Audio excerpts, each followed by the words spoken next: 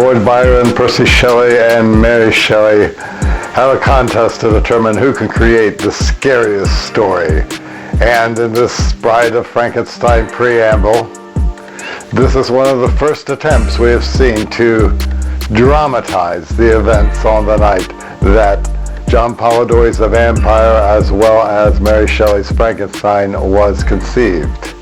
And on this episode of Psycho Cinema Therapy Theater, we look at Ken Russell's Gothic, and we look at a new movie starring Elle Fanning called Mary Shelley. Hi, my name is Dwayne Walker, and welcome to Psycho Cinema Therapy Theater. Today we look at two movies, Gothic by Ken Russell and Mary Shelley, directed by Haifaa al-Mansour, one of the first Saudi Arabian female filmmakers to come out of that country. And talking about any kind of Ken Russell movie, of course I'm a big fan of Ken Russell. I've been held no secret of that, but I will say that if you're going to be doing a report on certain musical or literary features that Ken Russell has made a movie about, you don't want to use his movies as source material. Now, what his movies are good for when it comes to the lives of famous people is by using surrealism and fantasy sequences, he does this great job of highlighting the themes that are inherent in the works of the various writers and musicians that he has made movies about in the past. A good example is Listomania, which is about the composer Franz Liszt as well as Richard Wagner. And of course, Richard Wagner did marry Cosima, who was Franz Liszt's daughter. And if you want to see, a dramatization that shows a little bit more realistically what the life of Richard Wagner and Franz Liszt was like, you would probably want to watch the miniseries Wagner that starred Richard Burton. But if you wanted to look into the themes of Wagner, the themes of Liszt, then Listomania would be right out your aisle. Anyway, I say that because when I saw Ken Russell's Gothic when it first came out, I realized that I'm not really getting the total story here. I am getting the themes, and I'm getting some wonderful surrealistic moments. Of course, when this movie begins, Polidori is watching as Percy and Claire Clairmont and Mary Shelley arrive at the island, and it turns out it's kind of a surprise. Claire Clairmont didn't quite fill in Shelley that there was going to be some guests, but he doesn't mind it because he's a great admirer of Mary Shelley as well as Mary Shelley's mother, Mary Wollstonecraft, who was a big feminist in her time, and as well as Mary Shelley's father, William Godwin, who himself was a great writer, and of course Percy Shelley, who is not her husband at this time because he's already married and they can't divorce because of legal reasons and the fact that he has a child. But unfortunately his wife dies in a drowning accident, and eventually at a certain point he and Mary do get married. And of course this is something that happens in the movie Mary Shelley. The Ken Russell version is, to describe it as a fever dream would be generous. They've obviously taken their drugs brought by Dr. Polidori, who's their connect, and the whole movie is basically them running from one end of the mansion to the other end of the mansion like kittens chasing each other. They'll sit and talk for a while, and then for no reason at all get up and start running around like crazy. And there's another movie about this evening called Haunted Summer that has Laura Dern and Eric Stoltz in it. And I wanted to watch that. Unfortunately, it's not available on any of the freebie channels like Tubi or Foxum at the moment. So, but I did see Roger Ebert's criticism of it, and it was very similar to what I just mentioned about Gothic. So much time was given to showing how they, just let loose with each other that you'd think that you're watching Woodstock.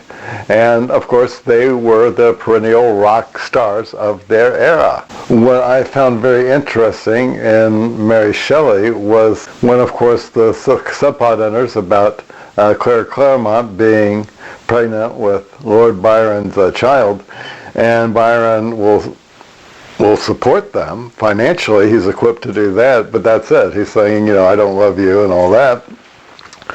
And it kind of reminded me of some of the criticisms that we read about during the Me Too era, where you would have, all these, great, male leaders that are talking about things like free love and trying to break out of society's straitjacket and all that. But as you spent some time with them, you found out that they were just as sexist as some of the people that they would write their stories about, and or the people that they would criticize. And at one point in Mary Shelley, we do see Lord Byron talk about how he wouldn't trust a woman, or trust a woman's opinion. And that seems kind of strange. Now, in the Ken Russell version, I get the feeling that Lord Byron wouldn't say that, because at this point everybody seems to be at the top of their form, at least ideologically wise, because everybody in the Ken Russell version seems to be a stereotype of something.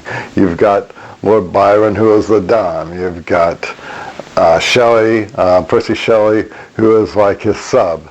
And of course, Mary Shelley, portrayed by Nastasia Redgrave, feels betrayed because she has had some miscarriages in her time. And of course, if you go to the Mary Shelley movie that was made, you'll find that this was a sad reality. You had either women dying in childbirth, like Mary Shelley's mother died in childbirth, and even after Mary Shelley was able to have kids, they died at a very early age. And of course, in the opening of the Mary Shelley movie, we do see them going to very scientific demonstrations where electrodes are given to frogs' legs, and you see the dead frog's legs suddenly spring to life, which brings about questions: can the dead be brought back to life? Or is it just some kind of a strange manifestation? So you have all these ideas that would be going into her head. Percy had written an essay about the modern Prometheus, and of course that put it up in her mind of bringing about creation. And could we bring the dead back to life? And it's easy to see how in that day where mortality was just going through the roof, how that would inspire a story of Frankenstein. However, you had all these ideals coming out from Lord Byron and from Percy Shelley regarding free love, which isn't kind of in line with what we would call today polyamory. Back in the 70s they called it swinging, but we're not talking about just a one night, roll and behave for 3 or 4 people. We're talking about a way of life that some people can live. And of course, Percy Shelley, Lord Byron, and Mary Shelley, and Claire Clairmont, of course, would be kind of an early representation of that sexual revolution. But inside that, we saw that the men weren't particularly that too keen on equality. They would use the words equality, but then when you got them at an off moment, it was quite obvious that they didn't value her opinions on some things simply because she was female. And these views that they had kind of ostracized them from their society. It became kind of like a monster, kind of like a cross to bear. And when we see Frankenstein come out, more so in the movie Mary Shelley, not so much in the Gothic, because at the end of Gothic, when she has the idea, she just blithely says that, oh yes, it's going to be about creation, the creator, and all that, but we don't really get into detail.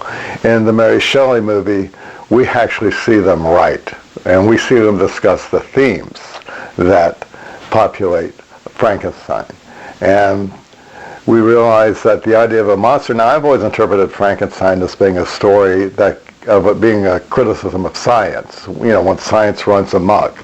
But after looking at the movie Mary Shelley, I suddenly have a different view of Frankenstein. I don't just see it as a warning to science, I see it as a warning to all of us how we can all create our own monsters, be they psychologically, be they your children, be they being so hooked on your particular hobby or craft, being gambling. Alcoholism will be a kind of monster. At one point you think you can control it, you can control the drink, but after a while you can't. Anyway, after watching the movie of Mary Shelley, I realized that the term monster is almost theoretical. Anything can become our Frankenstein monster that we create and that we are so codependent on, whether it be art or anything. And you see this in the sense of how they want to live, which is so much as a clash against their times that they wind up being ostracized from society. Their views regarding how men and women should live, their views that are critical of marriage, become a monster to them. But that doesn't mean they're wrong. That doesn't mean they're wrong either. Sometimes things are simple, but simple does not necessarily mean easy. So I would definitely recommend Mary Shelley. I think Mary Shelley, the movie, has a lot going for it, a lot of ideas to think about. And of course, I do recommend Ken Russell as well. But again, with the caveat that if you're more concerned, if you really would like to see a movie that will bring you into the world of Mary Shelley and Percy and how they could live such a lifestyle that flaunted the morals of those around them, but unfortunately the consequences that they had to pay, then Mary Shelley would be the movie to watch. And if you're just into a thrill ride, well, Ken Russell's good with just about every movie. But in this case, we're talking about Gothic. So thank you for watching Psycho Cinema Therapy Theater. And if you like this program and want to see more, then by all means like and subscribe and consider becoming a member of Psycho Cinema Therapy Theater. Thank you for watching, and I'll see you next time.